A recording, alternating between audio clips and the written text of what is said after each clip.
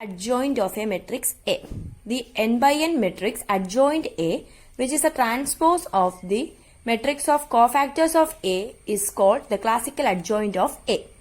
അതായത് ഒരു n by n മെട്രിക്സിന്റെ അഡ്ജോയിന്റ് എയെ തന്നെയാണ് എന്തെന്ന് പറയുന്നത്, ക്ലാസിക്കൽ അഡ്ജോയിന്റ് എന്ന് വിളിക്കുന്നത്. അഡ്ജോയിന്റ് എ എന്താണെന്ന് ചോദിച്ചാൽ കോഫാക്ടർ മെട്രിക്സിന്റെ ട്രാൻസ്പോസാ. അപ്പം ഇത് പറയാൻ ഒരു എക്സാമ്പിൾ എടുക്കുക. ഇവിടെ n by n മെട്രിക്സ് ആണ് ജനറൽ ഫോം. പക്ഷെ ഞാൻ എടുക്കുന്നത് 3x3 മെട്രിക്സ് എ എടുത്തു. ഇതിന്റെ കോഫാക്ടർ മെട്രിക്സ് കാണാൻ പോവാ. കോഫാക്ടർ മെട്രിക്സ് കാണണമെങ്കിൽ ഈ A11 A12 എന്നുള്ളതിന് ജനറൽ ആയിട്ട് Aij എന്ന് പറയാൻ പറ്റും. ഈ Aij എന്ന് പറയുന്ന -1 the whole raised to I plus j Mij ആണ്. ഈ Mij എന്ന് പറയുന്നത് മൈനർ ഓഫ് എലമെന്റ് Aij. ഈ Mij എന്ന് പറയുന്നത് എങ്ങനെയാണെന്ന് ചോദിച്ചാൽ ഇപ്പം A11 എന്ന എലമെന്റ് എടുത്തുന്നിരിക്കട്ടെ. ഈ A11 ഇൻക്ലൂഡഡ് ആയിട്ടുള്ള റോയും കോളവും കളഞ്ഞിട്ട് ഉള്ള എലമെന്റ്സിന്റെ ഡിറ്റർമിനന്റ് എടുക്കുക. അതായത് A22 A23 A32 A33 ഇതിന്റെ ഡിറ്റർമിനന്റ് എടുക്കുമ്പം നമുക്ക് എന്ത് കിട്ടും? A22 × A33 minus A23 × A32 എന്ന് കിട്ടും. അപ്പം M11 ആയി. ഇനിയും A11 എന്ന് വെച്ചാൽ -1 the whole raised to 1 plus 1 × M11. -1 the whole raised to 1 plus 1 എന്ന് വെച്ചാൽ -1 the whole raised to 2 എന്ന് വരും. -1 സ്ക്വയർ എന്താണ്? 1. സോ 1 × M11 എന്ന് പറഞ്ഞാൽ എന്ത് തന്നെയാണ്? A22 × A33 minus A23 × A32. അങ്ങനെ നമുക്ക് എല്ലാ കോഫാക്ടേഴ്സും കണ്ടുപിടിക്കണം. എല്ലാ എലമെന്റ്സിന്റെയും കോഫാക്ടേഴ്സ് കണ്ടുപിടിക്കാം. എന്നിട്ട് അഡ്ജോയിന്റ് എന്ന് വെച്ചാൽ എന്താ? ഈ കണ്ടുപിടിച്ചേക്കുന്ന കോഫാക്ടർ മെട്രിക്സിന്റെ ട്രാൻസ്പോസ് എടുക്കുക. എന്ന് വെച്ചാൽ എന്താണ്? ഇവിടുത്തെ റോ എല്ലാം എന്തായിട്ട് മാറും? കോളംസ് ആയിട്ട് മാറും. പിന്നെ കോളംസ് എല്ലാം എന്തായിട്ട് മാറും? റോസ് ആയിട്ട് മാറും. ഇതിനെയാണ് എന്തെന്ന് വിളിക്കുന്നത്? അഡ്ജോയിന്റ് എ എന്ന് വിളിക്കുന്നത്. ഇതിനെയാണ് എന്തെന്ന് പറയുന്നത്? Classical adjoint of A matrix A എന്ന് പറയും. അതായത് സി കൊണ്ട് നോട്ടേറ്റ് ചെയ്യും. A matrix is said to be invertible if it has an inverse. ഒരു മെട്രിക്സ് ഇൻവേർട്ടിബിൾ ആണെന്ന് പറയുന്നത് ആ മെട്രിക്സിന് എന്തുണ്ടായിരിക്കണം? ഇൻവേഴ്സ് ഉണ്ടായിരിക്കണം. ആ ഇൻവേഴ്സ് കണ്ടുപിടിക്കുന്നത് എങ്ങനെയാണെന്ന് ചോദിച്ചാൽ A inverse equal to adjoint A into determinant A.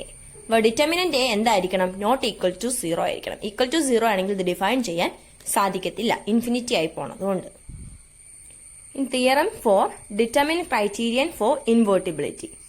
Okay, let A be an n by n matrix over K, then A is invertible over K if and only if determinant A is invertible in K. When A is invertible, the unique inverse for A is A inverse equal to determinant A whole inverse into adjoint A. In particular, an n by n matrix over a field is invertible if and only if its determinant is different from 0. അതായത് ഒരു matrix ഉണ്ടെന്നിരിക്കട്ടെ, A എന്ന് പറയുന്ന matrix. അത് ring ആയ കെയിലാണ് പറയുന്നതെങ്കിൽ നമുക്ക് പറയാൻ പറ്റും ഈ കെ എന്ന് പറഞ്ഞ റിംഗ് ആവാം, ഫീൽഡ് ആവാം. ഓക്കെ, അങ്ങനെയെങ്കിൽ എ ഇൻവേർട്ടിബിൾ ആണ് ആ ഫീൽഡ് അല്ലെങ്കിൽ ആ റിംഗിൽ എപ്പോഴാണ്? ഡിറ്റർമിനന്റ് എയും ഇൻവേർട്ടിബിൾ ആവുമ്പോൾ. ഇനി എ മാത്രം ഇൻവേർട്ടിബിൾ ആണെങ്കിൽ എയുടെ ഇൻവേഴ്സിനെ പറയുന്നത് determinant A inverse adjoint A. അതായത് ഡിറ്റർമിനന്റ് എ ഇസ് ഇൻവേർട്ടിബിൾ എന്ന് വെച്ചാൽ ഡിറ്റർമിനന്റ് എക്ക് എന്തുണ്ടായിരിക്കണം? ഇൻവേഴ്സ് ഉണ്ടായിരിക്കണം. അത് എക്സിസ്റ്റ് ചെയ്യുകയും വേണം, ഒപ്പം എക്സിസ്റ്റ് ചെയ്യണം. പിന്നെ എ എന്ന് പറയുന്നത് ഇൻവേർട്ടിബിൾ ആണെങ്കിൽ ഉള്ള ഇൻവേഴ്സ് എന്ന് പറയുന്ന determinant of A inverse into adjoint A. Particular case ആയിട്ട് പറയുവാണെങ്കിൽ an n by n matrix over A field is invertible if and only if it has determinant is different from 0. അതായത് determinant A എന്ന് പറയുന്നത് not equal to 0 ആയിരിക്കണം. ആ ഒരു ഫീൽഡിൽ ഉള്ള മെട്രിക്സ് ഇൻവേർട്ടിബിൾ ആണെന്ന് പറയുന്നത്. അത് തന്നെയാണ് നമ്മൾ നേരത്തെ പറഞ്ഞ, ഇച്ചിരി മുമ്പ് പറഞ്ഞ A inverse equal to adjoint A divided by determinant A പറയുമ്പം determinant A not equal to 0. അതാണ് ഈ പറയുന്നത്.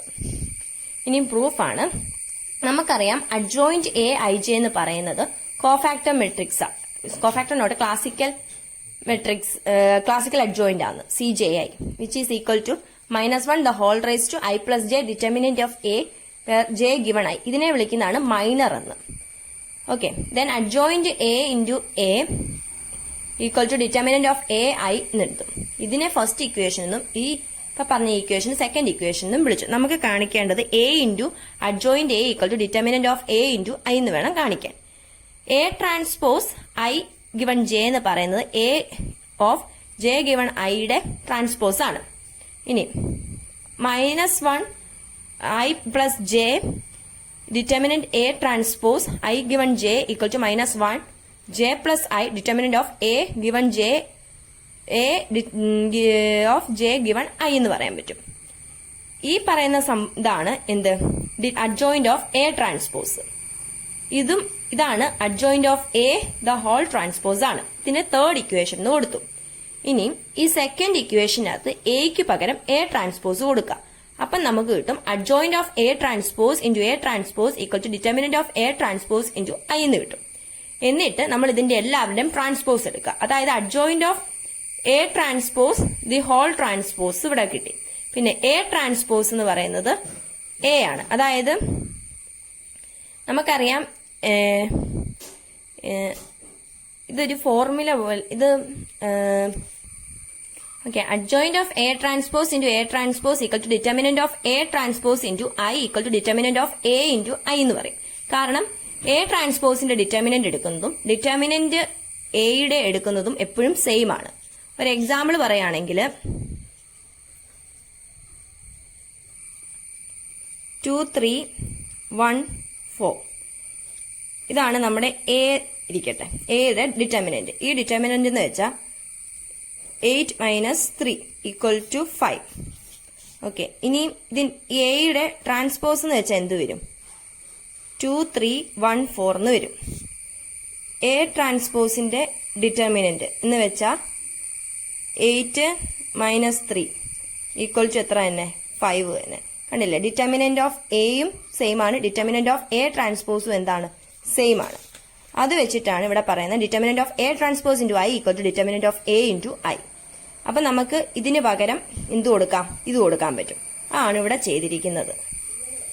ഓക്കെ. ഇനി A into A transpose the whole transpose എന്ന് വെച്ചാൽ എ തന്നെയാണ്. ഇത് adjoint of A transpose into A transpose എന്ന് പറയുന്നതിന് A transpose the whole transpose into adjoint of A transpose the whole transpose എന്ന് പറയും. അപ്പം A transpose the whole transpose എന്താണ്? എ ആണ്. അതുകൊണ്ടാണ് ഇവിടെ എ വന്നേക്കുന്നത്. A into adjoint of A transpose the whole transpose equal to determinant of A into I എന്ന് പറയാം. ഇക്വേഷൻ 3 അതായത് adjoint of A transpose equal to adjoint of A the whole transpose ആയതുകൊണ്ട് നമുക്കിവിടെ A into adjoint of A transpose the whole ട്രാൻസ്പോസിന് പകരം എന്തെഴുതാൻ പറ്റും? A into adjoint of A transpose the whole transpose equal to determinant of A into I എന്ന് പറയാൻ പറ്റും. Adjoint of A transpose the whole transpose എന്താണ്? A ആണ്. So A into adjoint of A equal to determinant A into I എന്ന് പറയാൻ പറ്റും. ഇനിയും ഈ ഡിറ്റർമിനന്റ് എ ഇങ്ങോട്ട് കൊണ്ടുവരുമ്പോഴത്തേക്ക് adjoint A divided by determinant A equal to I divided by A എന്ന് വരും. ഈ ഡിറ്റർമിനന്റ് ഓഫ് എ എന്ന് പറയുന്നതിന് determinant of A inverse into adjoint A equal to A inverse എന്ന് പറയാൻ പറ്റും. That is A inverse equal to determinant A the whole inverse into adjoint A. If the element determinant A has a multiplicative inverse in K, then A is invertible. അതായത് ഈ determinant A ഇവിടെ പറയുന്ന ഈ determinant എക്ക് എന്തുണ്ടെങ്കിലാ ഒരു multiplicative inverse ഉണ്ടെങ്കിൽ മാത്രമേ ഇത് എക്സിസ്റ്റ് ചെയ്യത്തുള്ളൂ. എന്നാൽ മാത്രമേ ഉള്ളൂ, അതായത് എ ഇൻവേഴ്സ് കാണത്തുള്ളൂ. അല്ലെങ്കിൽ അങ്ങനെയാണെങ്കിൽ മാത്രമേ എന്താവത്തുള്ളൂ? Invertible ആവത്തുള്ളൂ. So in particular, K is the polynomial ring f of x. The only elements of K which are invertible are the non-zero scalar polynomials. ഇനി ഇവിടെ ഡിഫൈൻ ചെയ്തിരിക്കുന്ന ആ K എന്ന് പറയുന്നത് പോളിനോമിയൽ റിംഗ് ആണ് എഫ് ഓഫ് എക്സിലുള്ള. അങ്ങനെയെങ്കിൽ കെയിലെ elements invertible ആയിട്ടുള്ള എലമെന്റ്സ് എന്ന് പറഞ്ഞാൽ നോൺ സീറോ സ്കേലാർ പോളിനോമിയൽസ് ആയിരിക്കും. അതായത് നോൺ സീറോ ആയിട്ടുള്ള കോൺസ്റ്റന്റ് പോളിനോമിയൽസ് ആണെന്നാ പറയുന്നത്. അതായത് ഇപ്പൊ പറയുവാണെങ്കിൽ ഇപ്പം 2 എന്ന് പറയുന്നത് 2x⁻⁴ ഇതാണ് എന്ത്? Constant polynomial. അതായത് 2 എന്ന് പറയാൻ പറ്റും. ഇവിടുത്തെ ഡിഗ്രി എന്താണ്? 0 ആണ്. ഈ 2ന്റെ ഇൻവേഴ്സ് എന്ന് പറയുന്നത് എന്താ? 1/2 ആയിരിക്കും. ഓക്കെ. അത് പക്ഷെ 0 എടുക്കുവാണെങ്കിൽ ഇൻവേഴ്സ് എന്തായിട്ട് വരും? 1/0 ആയിട്ട് വരും. ഈ 1/0 ഡിഫൈൻഡ് ആണോ? അല്ല. അതുകൊണ്ടാണ് ഇവിടെ എന്ത് പറയുന്നത്? നോൺ സീറോ സ്കെയിലാർ പോളിനോമിയൽസ് എന്ന് പറയുന്നത്. അപ്പം 2 എന്താണ്? ഒരു നോൺ സീറോ ആയിട്ടുള്ള സ്കെയിലാർ പോളിനോമിയൽ ആണ്. അതിന് എന്തുണ്ട്? ഒരു ഇൻവേഴ്സും ഉണ്ട്. ഒരു എക്സാമ്പിൾ ആയിട്ട് പറയുകയാണെങ്കിൽ, അതായത് കെയ്ക്കകത്തുള്ള പോളിനോമിയൽ റിംഗിലുള്ള ഇൻവേർട്ടിബിൾ ആയിട്ടുള്ള എലമെന്റ്സ് എന്ന് പറയുന്നത് നോൺ സീറോ സ്കെയിലാർ പോളിനോമിയൽസ് മാത്രമേ ഉള്ളൂ. ഇനി ഒരു എക്സാമ്പിൾ പറയുകയാണെങ്കിൽ ഇതിനു വേണ്ടി നമ്മൾ എഫും ജിയും ആയിട്ട് 2 പോളിനോമിയൽസ് എടുത്തു. മാത്രമല്ല എഫ് ഇൻറ്റു ജി എന്ന് പറയുന്ന 1 ആയിരിക്കണം. അതായത് രണ്ടുപേരുടെയും ഒരാളുടെ ഇൻവേഴ്സ് ആയിരിക്കണം എന്നാണ് ഉദ്ദേശിക്കുന്നത്. എഫിന്റെ ഇൻവേഴ്സ് ആണ് അവര് ജി. ഓക്കെ, അപ്പം എഫും ജിയും എന്താണ്? കോൺസ്റ്റന്റ് പോളിനോമിയൽസ് ആണെന്ന് വേണം നമുക്ക് തെളിയിക്കാൻ. അപ്പം ഡിഗ്രി ഓഫ് എഫും ഡിഗ്രി ഓഫ് ജിയും കൂടി എഫ് ഇൻറ്റു ജി എന്ന് പറഞ്ഞാൽ 1 ആണ്. So degree of F into degree of G എന്ന് പറയുന്നത് 1/0. അതായത് ഡിഗ്രി ഇവിടുത്തെ ഈ RHSലെ ഡിഗ്രി 0 ആണ്.